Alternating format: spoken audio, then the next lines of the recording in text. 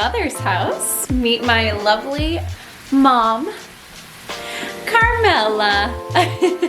And today we're making some arancini, which is an Italian rice ball.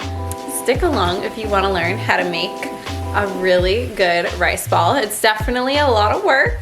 Typically in a arancini, a rice ball, it's gonna be peas, a little bit of onion, and ground beef. We're using ground chicken and beef in our recipe. And then some mozzarella cheese. Another thing that you always want with your arancini is a nice helping of tomato sauce. So we of course have our San Marzano tomatoes.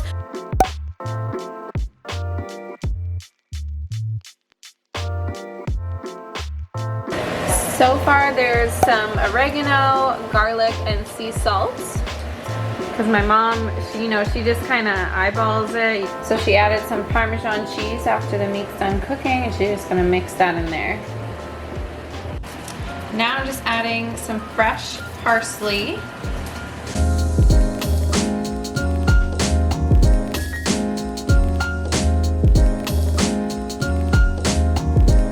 So we have 2 big cans of the whole tomatoes.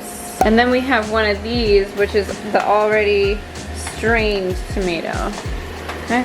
So we're making lots of sauce. So for this whole pack is 4 cups. So we're gonna use double the amount of water. So we're gonna use 8 cups of water to cook this. Cover it up, let it come to a boil. And then once it starts to boil, you're gonna reduce it to a simmer for another 12 to 15 minutes until all the water absorbs. And it's really simple. It's not like risotto where you have to keep stirring and stirring. But you still want to use the same type of rice that you would when you're making risotto. It's just a different way of cooking it. According to the chef's directions, once the rice came to a boil, she wanted me to add the butter as it's simmering. I thought we were gonna add it after. And we have our star guest. This is MJ. And somewhere around here, oh, there he is Cody. Such a sweet boy. And you little troublemaker. Yeah, get your toy.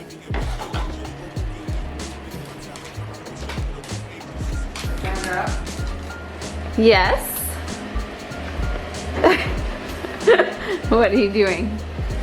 Oh, wow, true waffle style. Seriously, I don't know what European ladies don't cut like this. Like, how dangerous. But for some reason it works for them. Anyways, this is how she's cutting her onion. Just above the pan, right in there. No cutting board needed.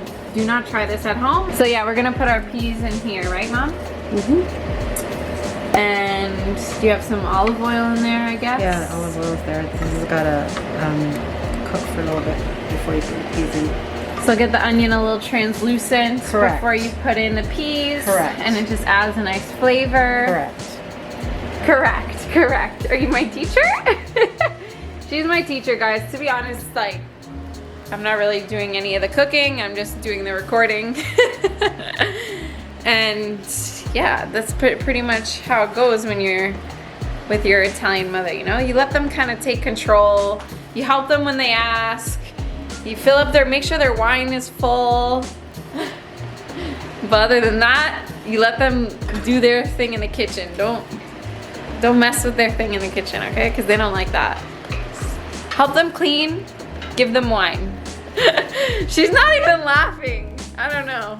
I haven't had enough wine. Oh yeah, okay, so more wine then. Alright, so the rice is all done. I just transferred it to this stainless steel bowl. You want to get a nice big bowl because we're going to combine the peas in here after as well. And I want it to cool as quickly as possible. And now we have this big stainless steel pot that we're going to heat up our oil in, and that's what we're going to fry everything in. We're just using, corn oil. Didn't last time we used canola? It doesn't matter? Okay, well, so that's the unhealthy part. Usually I use canola oil when I fry, so I don't know if corn oil has a different heat point. So you just want to make sure that, you know, you get the oil nice and hot. But the old trick in the book is to just get your wooden spoon and you're gonna dip it in, and once it starts to bubble, you know that the oil's hot enough to fry. So that's a little old school trick if you don't have a thermometer to properly measure the heat.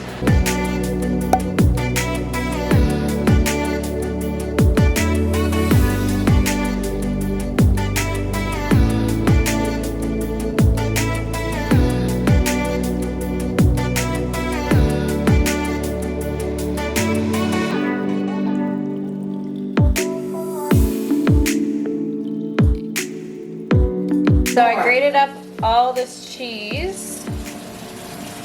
We have our rolling station ready. This egg has some milk in it, and then we have our breadcrumbs. Just these Italian pastine. Is that how you say it, Mom? Pastine? Romano cheese, herbs and spices, it's all in there. Get it on here, and the oil is heating up.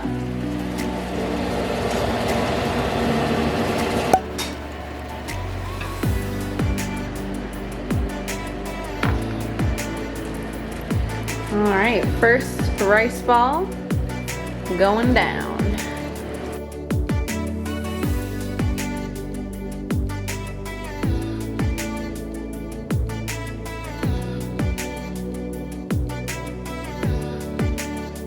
I dropped these down, but I didn't get a chance to show you guys. Oh yeah, that was fast. Wow. Cheers. Your hands are messy, so you can't. Do you need me to feed you wine? You need a straw. Oh God, that would be horrible, drinking wine. Here you go. from a straw. Let's try. Blech.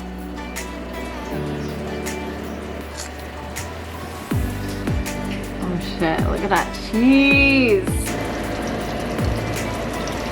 Alright guys, so we have fried up a lot of arancinis. And they only take a couple minutes in here, and you can pretty much just eyeball it until they start getting nice and brown and crispy, like so.